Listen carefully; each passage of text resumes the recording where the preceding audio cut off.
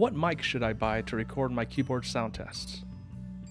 Do I have to sound treat my room to make my recordings better? Should I not have my mic attached to my desk that I'm typing on to avoid picking up desk noise?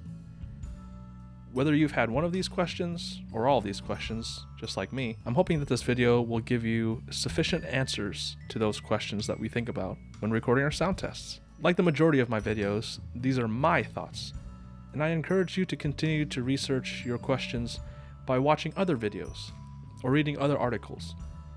Just because I give you my opinions in this video doesn't mean that other people's opinions are wrong or that you should just listen to me. Also, just like all my other videos where I go over informational and instructional materials, I can only explain what I personally have experienced and know. Audiophiles, musicians, and people that work with acoustics, sound, and mixing have way more experience when it comes to microphones and sound treating. While I do play and record instruments and vocals, either my own stuff or doing so with friends, it's always been low-key and with a hobbyist's mind. I'm not a professional when it comes to any of this. Why am I telling you this? Well, it's because I'm not going to pretend that I know the science of sound or acoustics. Will I touch upon some topics that deal with that science? Sure. But don't take this video as a professional's guide to microphones and sound treatment strategies. I'm just a simple dude that enjoys keyboards and creating content, and I don't pretend or claim to be someone I'm not or know something that I don't. With that being said, let's start with going over microphones. The big question that's on everyone's minds, or at least a popular question, is does buying a more expensive microphone result in a better keyboard sound test? In my opinion, that question should be changed to, is buying a more expensive or new microphone worth it for me when it comes to keyboard sound tests? Let me explain what I mean. I covered this a bit in my 3 tips to avoid going bankrupt in our mechanical keyboard hobby video, but we, me included, sometimes tend to think, oh, my favorite streamer or content creator uses this mic, which is not what I have, and I want my sound test to sound like theirs. Or, if I just buy a more expensive or new mic, that'll drastically improve my sound tests, and believe that buying a new or expensive mic to replace your old one will just solve all your problems. Remember, my own preferences come from wanting to do the best with what I have currently, and mastering my tools that I have now. I hesitate to upgrade or sidegrade equipment, especially because this is just a hobby for me, and I'm not getting paid or making a living to create keyboard content or keyboard sound tests.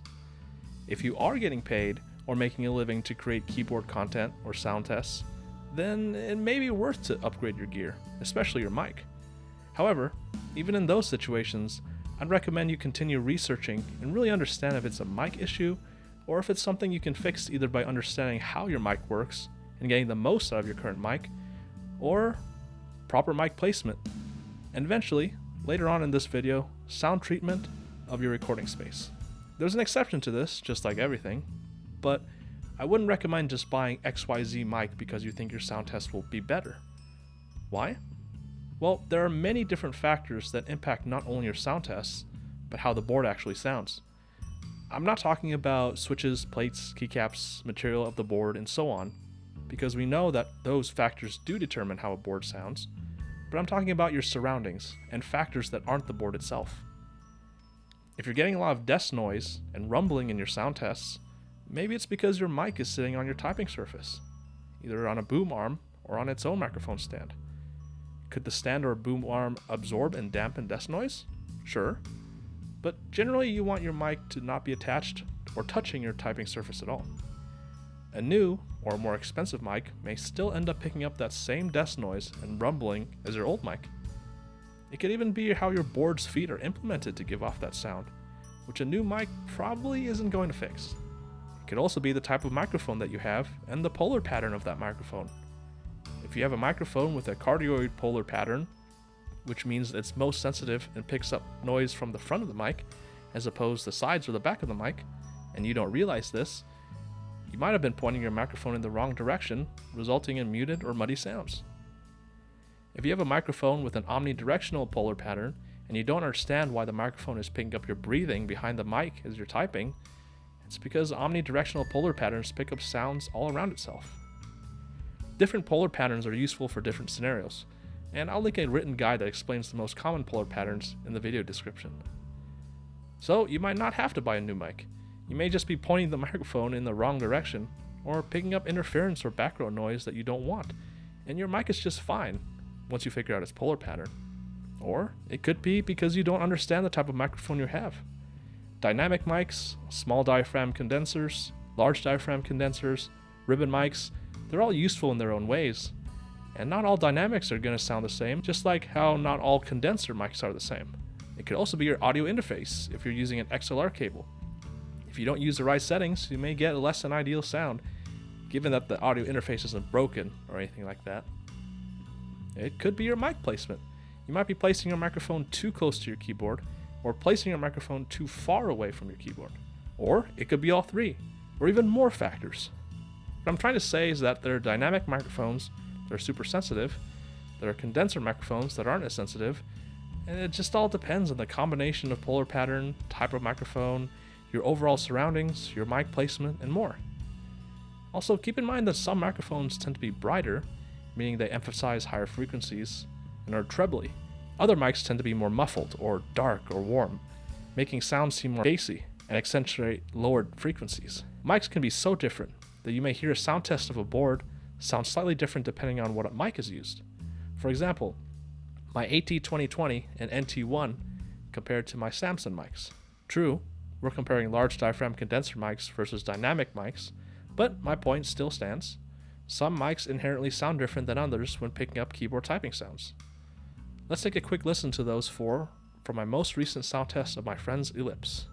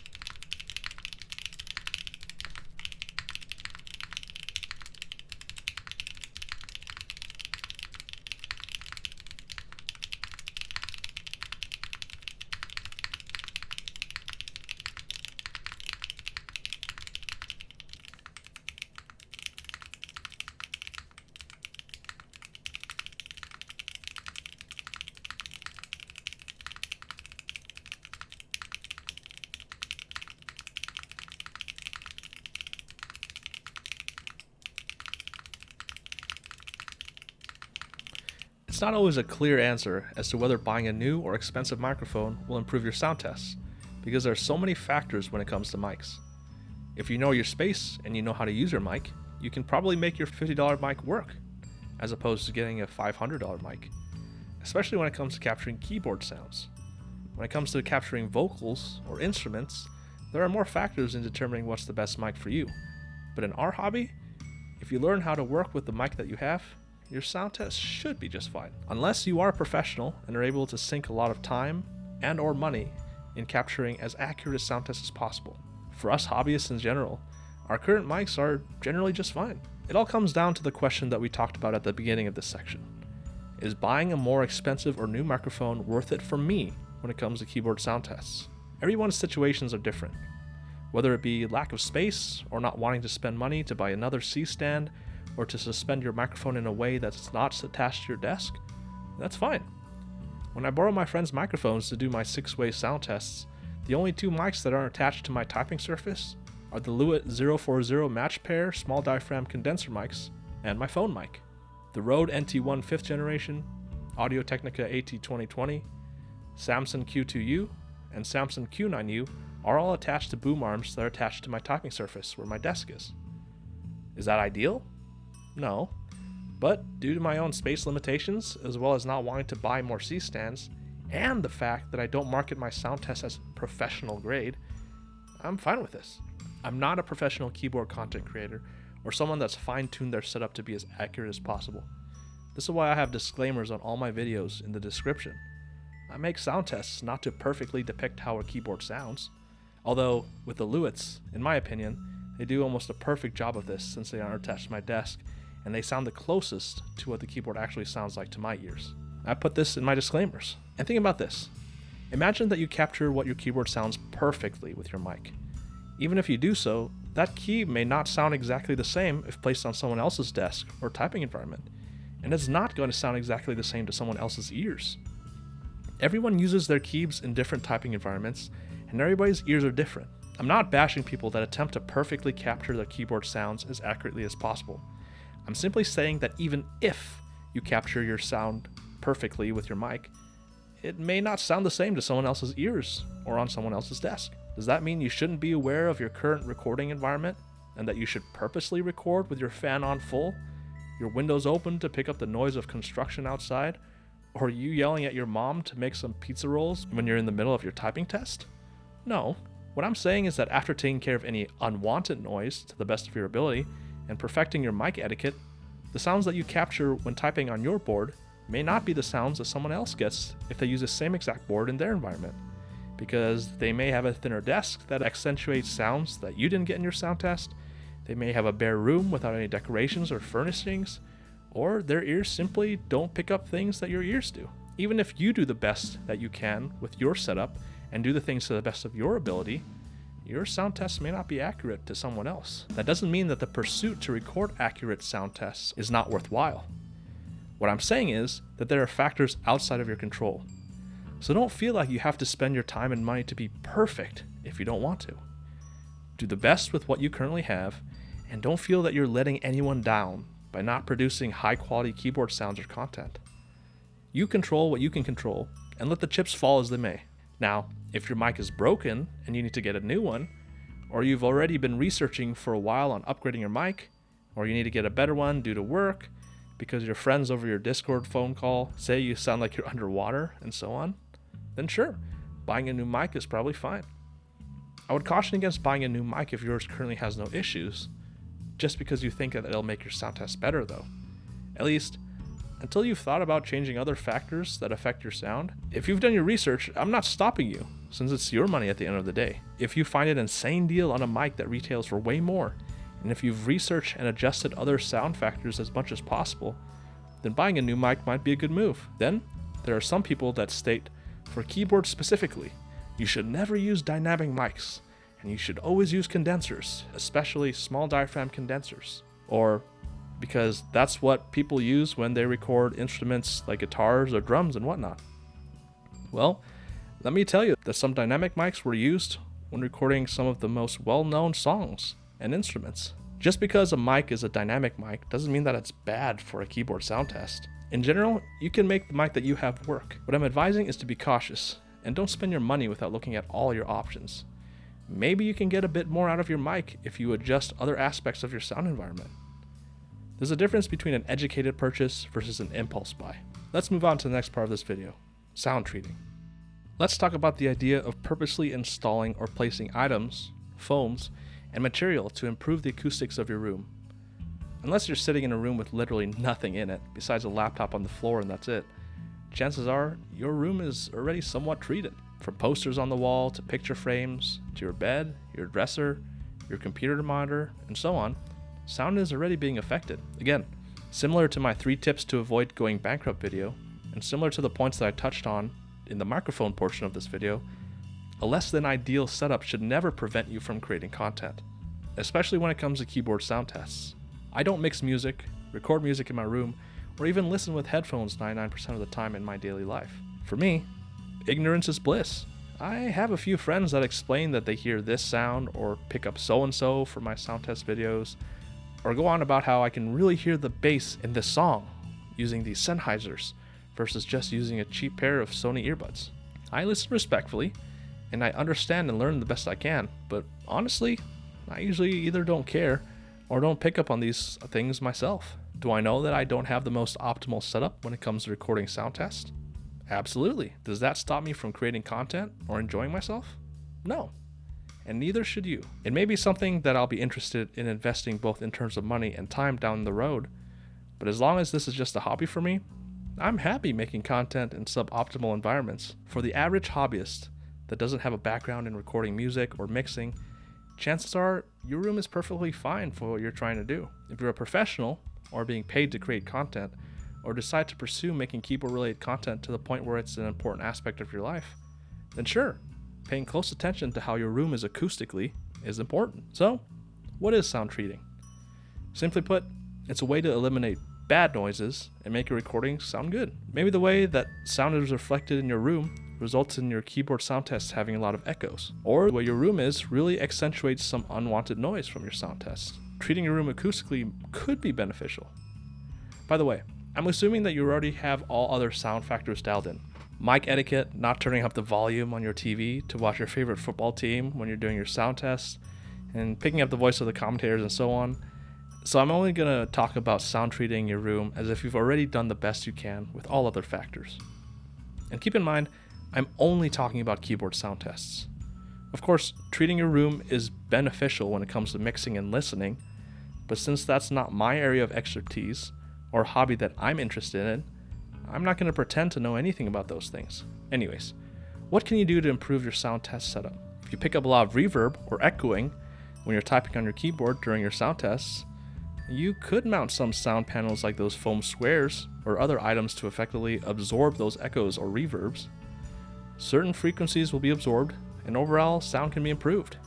Foam panels, sound blankets, insulation, and so on can be used, although you don't necessarily need to cover your entire room and all your walls with absorbing material, since that may just give off a dead and muted sound altogether. You also don't want to be in that room for hours and days that's deadened, because you could go crazy. Watch one of those YouTube videos where someone goes crazy being in a room that absorbs all or almost no sound. And remember, furniture and other things in your room already act as sound absorbers, so chances are you really don't have to go overboard unless your room is literally empty. You also have to factor in the room itself. Different sizes of rooms, what's already in said room, the material of your room, like concrete, brick, and so on, all determine how much echoing you may experience with your room. Each room may need varying levels of sound treatment, and hey, in the end, after experimenting with sound treating, you may just decide that because your room is where you generally spend most of your time, you'll just keep it as is. Generally, when it comes to sound tests for keyboards, as long as you do your best to reduce any unwanted noise, such as turning off your fan, closing your windows or doors when you record and so on, it's totally fine. You want to capture the sound of your keyboard, but most of us usually have a fan or AC running.